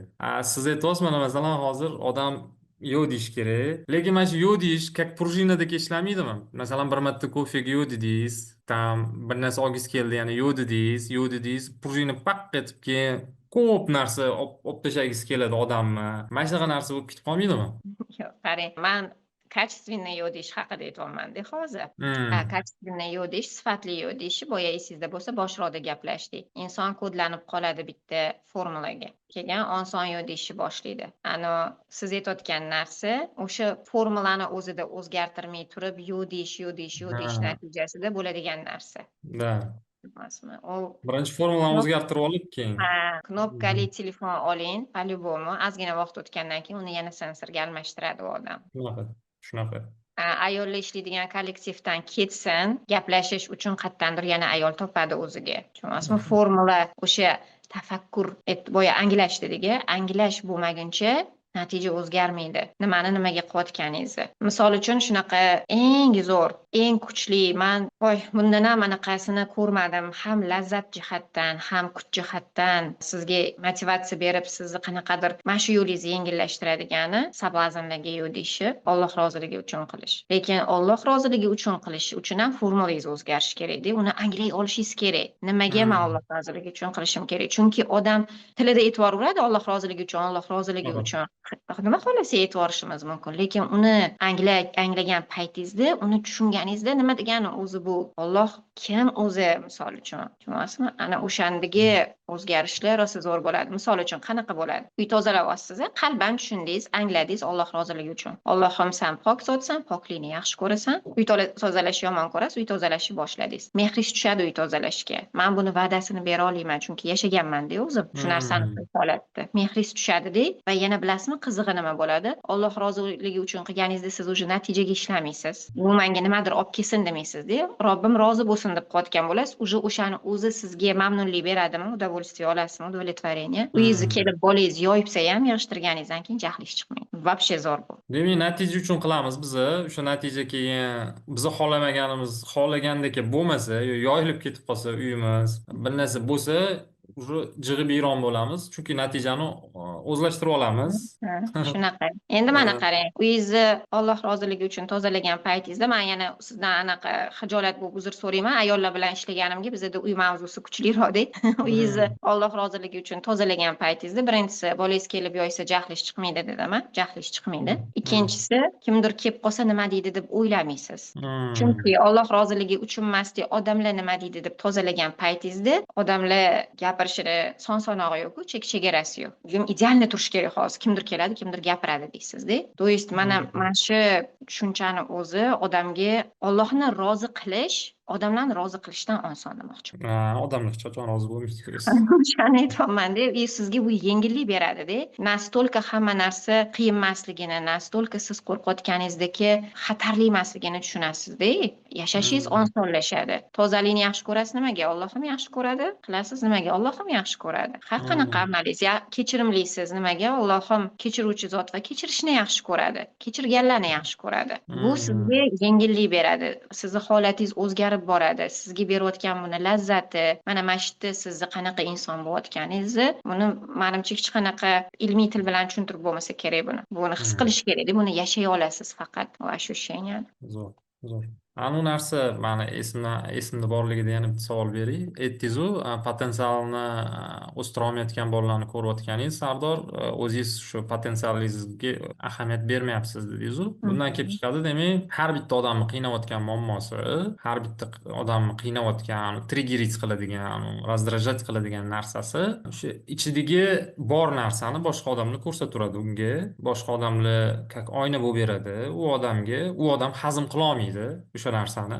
Hazm bir mana kimdir masalan ko'chaga musor otishini hazm qila olmaydi bir xilli ishini chala qilgan odamlarni, servis yomon joylarni dabdala servis ekan bu deb chiqadi-yu masalan.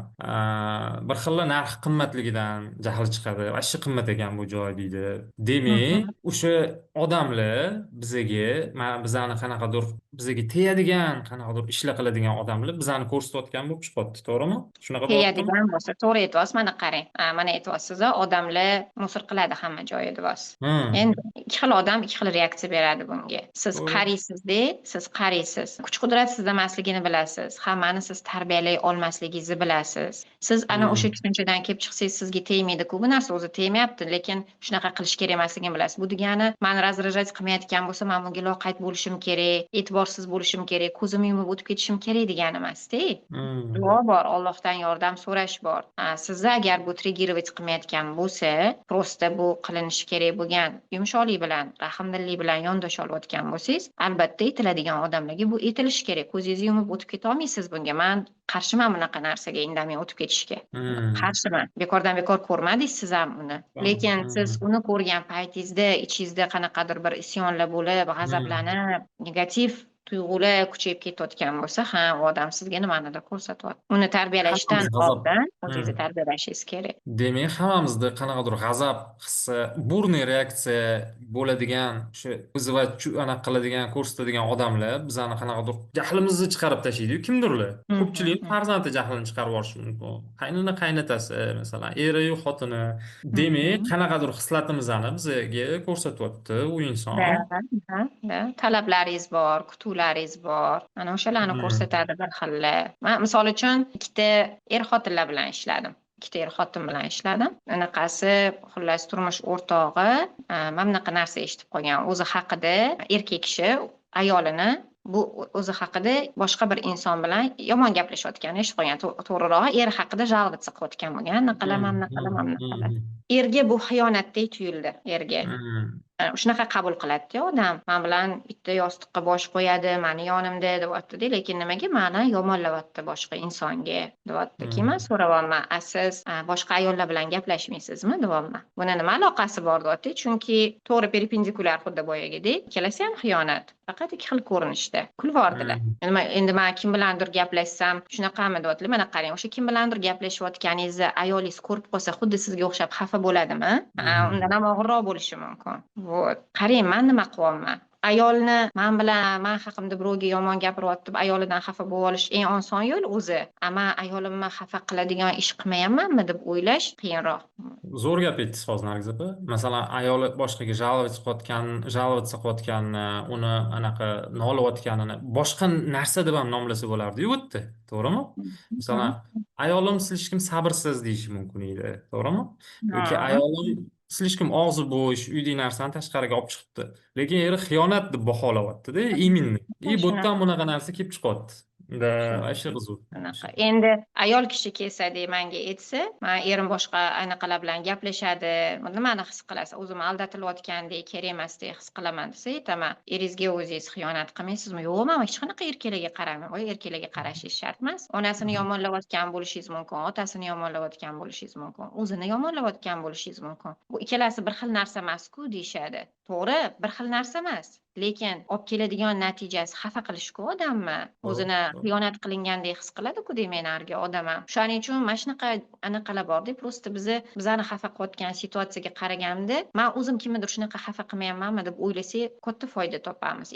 Odam o'zini o'sha tuzatganida mana qarang. Siz aytishingiz mumkin-da, xo'p, mana shu erkak o'zini tuzatdi, boshqa ayollar bilan gaplashmayapti, hattoki qaramayapti ham, даже anaqa bor-ku, birinchi marta ko'zingiz tushsa javobgarmassizda, yana qaytib qarasangiz o'zi javobgarsiz-ku, qaytib qarashni ham qilmayapti, например. Hop, endi anaqani eshitmaydimi, ayolini g'iybat qilganini eshitmay qolishi mumkinmi? Yo'q, eshitishi mumkin, lekin o'sha reaksiyasi boshqacha bo'ladi.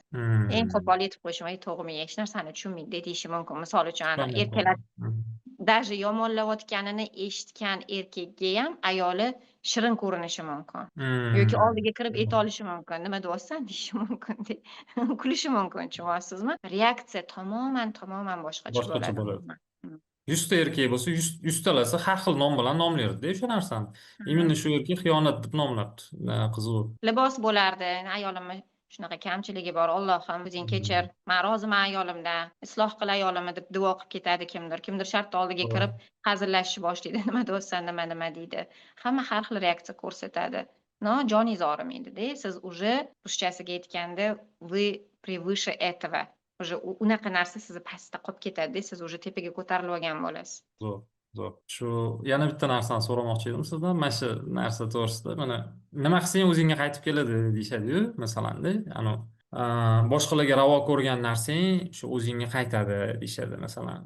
Dinimizda ham aytishadi-yu, haqiqiy musulmon bu o'sha o'ziga ravo ko'rgan narsani boshqalarga ham ravo ko'radigan inson deyshadi. Bitta voqea bo'ldi-da. Juda qiziq voqea bo'ldi mana shu qaytish to'g'risida yaqinda. Ikkita kassa yonma-yon korzinkada anaqa turibmanda, bitta ayol chap tomondagi kassaga anaqalarini qo'ydilar-da, anaqalarini aravachalarini qo'ydilar-da. Men o'ng tomondagi kassaga o'tdim, ular narsalar juda ham ko'p ekan. Qarasalar o'ng tomondagi kassa tezroq qimirlayapti-da. Tezroq shattamani oldimga shunday korzinkalarni qo'yib oldilar. Raza ko'p narsalari. Menda ikkita ham shunday narsa qo'lim turibdi. Keyin opa uzr dedim. Siz men bu kassa dedingiz-ku desam, yo'q, men bu kassa dedim debdilar. Ular anaqa qilganlar-da, qaysi kassa tezroq yursa o'shanga qo'yib olaman. Bo'pti dedim.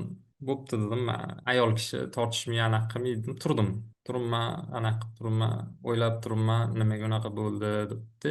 Minut o'tgani-yu, bitta ayol, rus ayol keldi-da, bolasi yig'layotdi. Ularni oldilariga qo'yib qo'ydi paketlarni. Ularni oldilariga qo'ydi, farzandini urishib ketdi. Keyin ayol mendan o'chirtibmi, anaqa qilib qo'ygan, o'chirtibmi oldiga o'tib olgan ayol, bu ayol bormidi kassada? Yo'q edi dedim. Siz oldingizga o'tib oldi dedim. Keyin urushib ketishdi. Urushib ketishdi bir-biriga bilan. Ani rus ayol aytdi, "Men bor edim" dedi. "Men bor edim" dedi. "Yo'q, bu yo'q eding" dedi. Xullas, mana shunaqa tortishib ketishdi. Yomon kuldim-da. Ben bilmayman, siz turuvdingiz-ku mendan oldin, siz bilishingiz kerak u ayol bormi yo'qmi demoqchiysizmi? Yo'q, soddaman-da. Xullas, o'zini boshiga tushyapti-da, o'zini boshiga tushyapti. Demak, men dedim, men ham kimdir mana shunaqa oldiga o'tib ketganman, o'chirtini anaqa qilganman. Mani boshimga tushyapti bu narsa dedim. Mana shu narsa to'g'risida nima deya olasiz? O'zingizni opitingizdan kelib chiqib, mana bu klientlar mijozlar keladi-yu, har xil anaqa zaproslar bilan, har xil so'rovlar bilan. Mana shu narsa qanaqa ko'rinadi ularni hayotida, qanaqa hal qilinadi? Shu to'g'risida ozgina aytib bersangiz. Ha, bu endi qiziq mavzu. Bu haqida vebinar qilsa bo'ladi soatli. Qisqacha, qisqacha. Anaqa aytyapsiz-ku, demak, man ham очередьda kimnidir oldiga o'tib ketganman. Bu aynan очередь bo'lishi shart emas, boshqa narsa bo'lishi ham mumkin. Aynan shunaqa narsa bo'lmasligi mumkin. No, shuni analiz qilib ko'rganingiz, o'zingizni sokinlashtirib olganingiz, o'sha endi ularni konfliktidan hozir xursand bo'lganga o'xshamaysiz. Xursand bo'ldim ozgina. Xursand bo'ldim. O'shani borligi yomon deng. Aha, aha. Mayli, endi biz ham odammiz. Odammiz.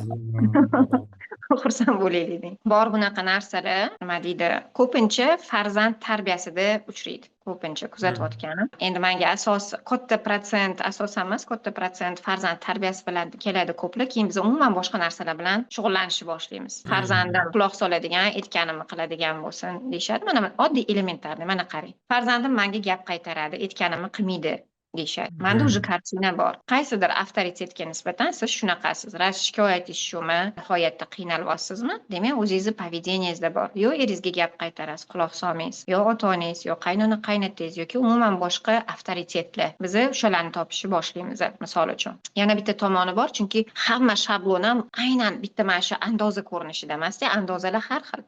Misol uchun, kimdir farzandini kasalligi bilan keladi. Farzandim kasal. Xo'p, qachondan beri? Men bir yildan beri yoki men bu oydan beri. Ana o'sha yilda yoki o'sha oyda erkak bo'lsa erkak, ayol bo'lsa ayol, bu meni statistikam. Men buni qayerdandir olib aytmayapman. Meni kuzatuvlarim, yozib chizuvlarim, xulosalar bor-ku, misol uchun klientlarning menga berayotgan javobi bor-da. Kimda o'sha o'g'li bo'lsa, например, o'g'lida anaqa muammosi bor. Demak, erkak kishi bilan qanaqadir konflikt bo'lgan bo'ladi. Yo eri bilan, yo otasi bilan, yo qaynotasi bilan, erkak kishi bilan. Endi men ayollar bilan ishlaganim uchun, erkaklar bilan ishlamaganim uchun faqat ayollardan misol qilib keltiryapman. Konflikt bo'ladi-da. Keyin biz o'sha munosabatni isloh qilganimizdan keyin o'sha situatsiyani razbor qilamiz. Nimaga bunaqa? Chunki haligacha o'sha yerda o'zini haq deb o'ylab yurgan bo'ladi-da ko'plar.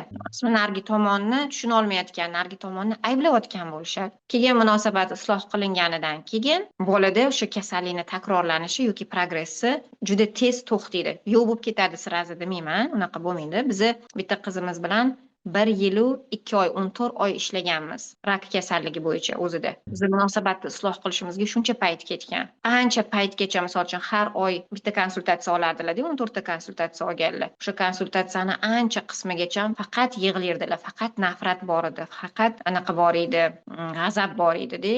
Lechit qilib 14 oyda analizlari yaxshi chiqishni boshlagan. To есть rivojlanishga yaxshi tomonga o'zgaradigan rezultatlar olishni boshlaganlar, tuzalib qolmaganlar. Yomon holat yaxshi holatga qarab o'zgarishni boshlagan, chunki o'zlarini inson sifatidagi holatlari o'zgarishni boshlaganda. Bunaqa natijalarimiz bor. O'sha munosabatni isloh qilish bilan bog'liq bu haqiqatdan bu oltinga teng yechimlar-da bular.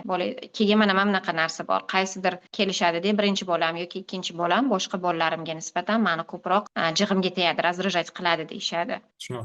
Keyin so'rayman, misol uchun, homila paytingizda shu farzandingizga qizmi, erkakmi, o'shandan kelib chiqib, kim sizni razrajat qilardi? Kimni ko'rgingiz kelmasdi? Kim bilan chiqisha olmasdingiz? Ichingizda konflikt yashirdingiz. Falonchi bilan, pistonchi bilan. O'sha qarashlaringiz noto'g'ri bo'lgan, o'sha yerdagi sizligingiz, sizni insonlik sifatingiz yaxshi bo'lmagan o'sha paytda. O'sha insonga nisbatan nohaqliklar qilgansiz, yo ketidan gapirgansiz, yo muhokama qilgansiz, nimadir bo'lgan. Endi u bola nimaga jig'ingizga tegyapti? Sizni o'sha paytdagi kir holatingizni eslatyapti sizga. Oynada u kirga qarolmayapti, razrajat qilib ketyapti, kelisha olmayapti u bilan, tushunasizmi? O'zini ko'ryapti chunki o'sha bolada. Endi o'sha munosabat isloh qilingandan keyin qaynona bilan bo'ladimi, qaynota bilan yoki kelin bilan farqi yo'q. ota-ona, turmush o'rtoq Hmm. isloh qilingandan keyin bola bilan munosabat nihoyatda o'zgarib ketyapti. Buni hattoki mana shu yerda qo'shnim bilan ham shunaqa holat bo'ldi. Farzandlari bilan hozir rosa yaxshi bo'lib ketdilar. Hozir bolalarimni ichida qattiq mehrim tushib qolgani ham shu bo'ldi. Nimaga? Chunki o'zgardilar-da, o'zlarini yaxshi ko'ra boshladilar. Shunaqa. Mana shunaqa natijalar ham bor. O'shaning uchun hamma situatsiyada ham bu menga nimani ko'rsatyapti. Demak, men shunaqa qildim degan shablon, bitta dona shablon bilan ishlab bo'lmaydi, andoza bilan. Buni strategiyalari, funksiyalari, andozalari har xil. Bu endi ilmda, endi bu ham buni ham o'rgangan sari yechimlari To'g'ri. shunaqa chiqib kelaveradi. Mana shu anaqada aytib o'tib ketay. Ikkita momentda. Birinchi moment bundan bir Coviddan oldin edi menimcha. 6-7 yil oldin bitta bolani o'qitdim men. Juda ham sekin harakat qilardi. Ona bilan gaplashaman men. Ona olib kelgan bolasini, ona juda ham shustrik. Uchar, ta gapiradi. Bola juda ham sekinda. Ana harakatlari, gapirishlari, onani раздражать qiladi. Keyin aytdilar bir kuni.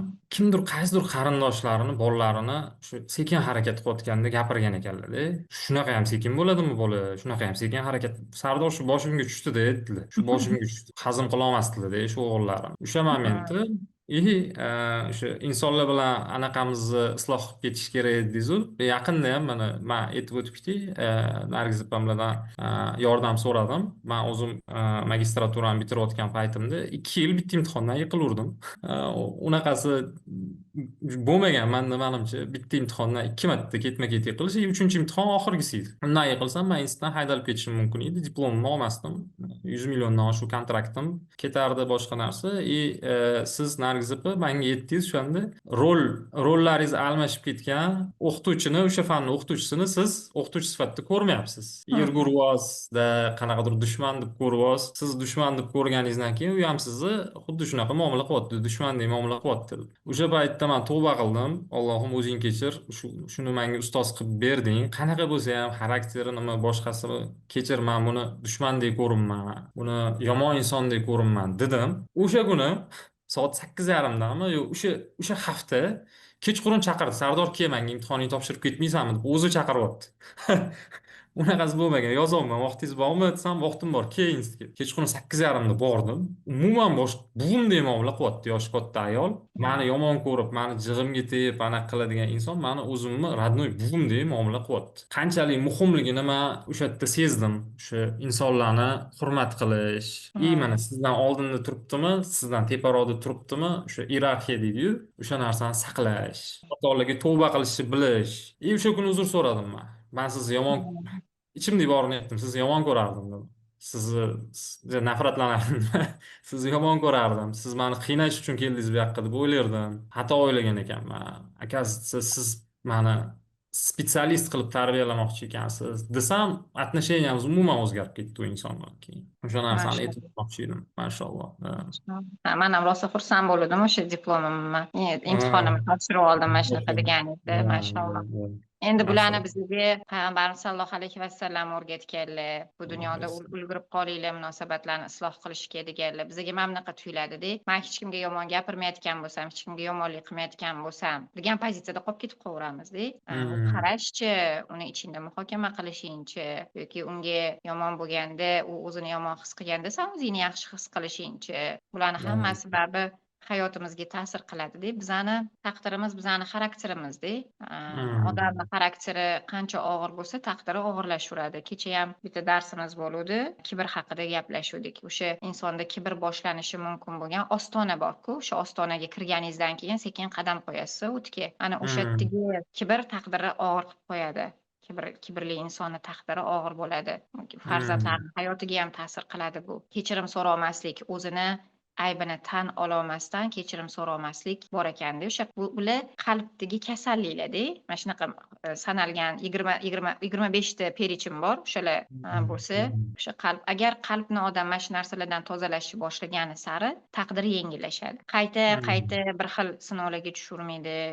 man bu odam bilan man bu muammoni yashadimda, endi man bu inson bilan ham xuddi shunaqa vaziyatga tushyapman deb kelishadida. Nimaga? Shunaqa. Chunki o'sha struktura o'zgarmaganda, xulosa chiqarilmagan, tarbiya qilinmagan odam o'zini. Men bir xil odamlar bor, o'zini tarbiyalagan, mana siz aytdingiz-ku, talpinmuras kuchli odamga aytdingiz-ku, bag'ri keng Shunaqa. bo'ladi, talpinmuras, maslahat olgisi keladi, xursandchiligingizni ham bo'lishgingiz keladi, xafa bo'lsangiz ham. Shunaqa. Nimaga? Chunki sizga kerakli bo'lgan ozuqani bera oladi. Ularda o'sha istochnik borda.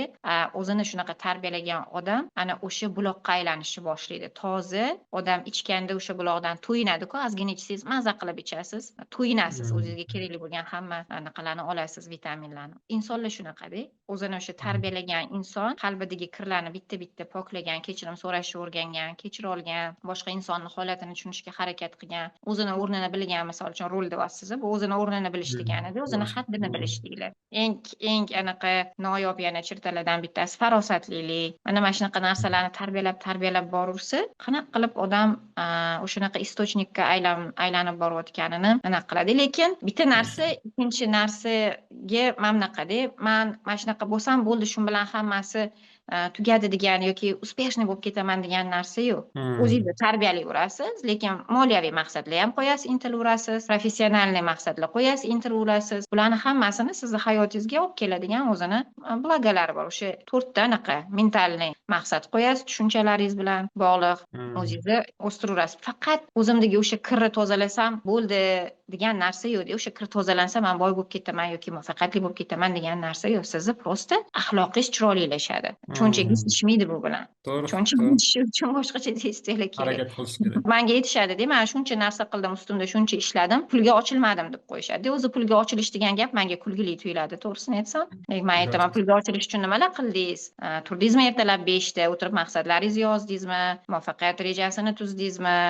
Qalbni tozalash degani insonni qalbi toza bo'lyapti degani. Bu haqiqatdan shunaqa cho'nchaga ishyapti degani emas. To'g'ri, hamma boylarni ham axloqi zo'r emas, masalan, lekin o'sha Margon Sismbayev aytganlaridagi, men har xil boylarni ko'rdim deydilar, ahmoq boylarni, aqlli boylarni, lekin hammasida bitta narsa bor edi, juda ham ko'p energichniy, ko'p harakat qiladigan odamlar. Mana shunaqa.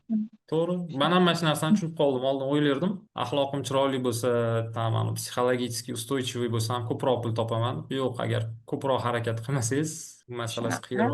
Shunaqa ekan. Man qancha moliyaviy barqarorlikka erishgan insonlarni tanimay, to'g'ri, hozir ko'p ishlashmayapti, lekin vaqtida hamma uxlayotgan paytda turib ish qilishgan. 24 soat 20 soat ishlashmagan, voqli turib nimadir qilib kelishgan. Hammaligida bor-da mana shu kачество. Subhanalloh deyman. Mana shu хотя бы o'sha turib, mana hammaning ishi har xil, misol uchun sizdan talab qilinmaydi ertalab qatgadir chiqib ketish. Lekin o'sha ertalabki paytda o'zingizni ishingizga, moliyaviy jihatdan o'sishingizga fokusingizni qaratsangiz, real natija olasiz shu kasbingizda. Bizlarniki nima? O'tirib o'qishimiz kerak, o'rganishimiz kerak, praktika qilishimiz kerak. Katta narsa kerak emas bizga. Unaqa og'ir yuk ko'tarmaysiz, yer ag'darmaysiz. Unaqa ish emasda bizaniki. Lekin hamma ham qilavermaydi biza qilayotgan narsani, lekin boshqalar qilayotgan narsani ham biza hammamiz qilib olmaymiz-da. Fakt. Men nimada muvaffaqiyatli bo'lmoqchiman? Qanaqa maqsad qo'ydim? Maqsad lekin tiniq bo'lishi kerak. Mana oyiga mana shunaqa pul topadigan odam bo'lmoqchiman dedingiz. Xo'p, qanaqa yo'llar bilan? Buning uchun nimalar qilaman degan konkret aniqlik bo'lishi kerak-da, javob. Muhim o'sha ahamiyatga ega bo'lgan eng birinchisi ishonch bo'lishi kerak. Men bunaqa qilmasam bo'lmaydi. Uning uchun men bunaqa qilsam, o'shanda точно bo'ladi degan strategiya yo'q. Qilishingiz kerak bo'lgan narsani hammasini qilaverasiz. Sizni o'sha payt kelayotgan sizga informatsiya bo'yicha-da, to'g'ri bo'lsa bo'ldi. Qaysi biridir aniq hosil beradi. Kimgadir misol uchun reklama zo'r yordam beradi. O'zini qayta reklama qilaverish. Pul tikasiz unga. Kimgadir insonlarni reklamasi zo'r yordam beradi. Men misol uchun deyarli o'zimni reklama qildirmaganman, o'shaning uchun taniqli emasman, lekin klientlarim klient olib kelishadi har doim. To есть odamlar meni reklama qilishadi. O'shandan xursand bo'laman. Keyin o'quvchilarimiz ketib qolishmaydi. O'sha kelgan odamlar bizda ancha ayrimlar ketadi. No katta protsent inson ketmaydi. Misol uchun 3,5 yildan beri biza bilan haligacha o'qiyotganlar bor. 3,5 yildan beri biror marta dam olmay kursimizda o'qiyotganlar bor. Zo'r. Alhamdulillah. Mashalloh. Shu nuqtada bu podkastimizni menimcha yakunlasak, inshaalloh yana boshqa podkastlar qilish niyatimiz bor. Nargiz opa, sizni chaqirish niyatimiz bor inshaalloh. Inshaalloh. Zo'r savollarga javob berdingiz, baraka toping. Podkastimiz oxirida aytib ketmoqchiman men. Siz ham men ham odammiz, emas. Psixolog degani, o'qituvchi degani, boshqa narsa degani u hamma narsani biladi, to'g'ri aytadi, aniq aytadi degani emas. Обязательно Hmm. mani fikrim, eshitgan fikrlarni hayotda qo'llab ko'rish kerak, boshqa insonlardan ham maslahat so'rash kerak. Biz ham insonmiz, yanishamiz. Agar yanishib u bu gap gapirib qo'ygan bo'lsa, yoki kimdir xafa qilib qo'ygan bo'lsa, bilmasdan uzr so'rayman man. Rahmat demoqchiman. Bizani ko'rayotganligi, qanaqadir xulosa olayotganligi juda ham muhim narsa deb o'ylayman bu. Sizga ham rahmat vaqt ajratib shunchalik efirga chiqqaningizdan, boshqa davlatdan, boshqa часовой поездdan sog' salomat bo'ling, charchamang, ishlaringizga rivoj tilayman. Rahmat Sardor, sizga ham odamlarga foydali bo'lsin deb shunaqa harakat qilayotganingizga ham Allohim ajrini bersin, haqiqatda foydali qilsin. Sizni ham Amin. masshtabniy inson qilsin Robbim. Masshtabniy degani Sardor bitta emas, Sardordan bir nechta deganida, bir nechta insonni xonadoniga kirib bora oladigan, bir nechta insonni hayoti yaxshi tomonga o'zgarishida sabab bo'la oladigan, bir nechta insonni xursandchiligiga sabab bo'la oladigan. Bu shunaqa zo'r narsa, alhamdulillah. Shunaqa narsani tilab qolaman sizga. Rahmat. Amin. Rahmat kattakon. Sog' bo'ling, salomat bo'ling.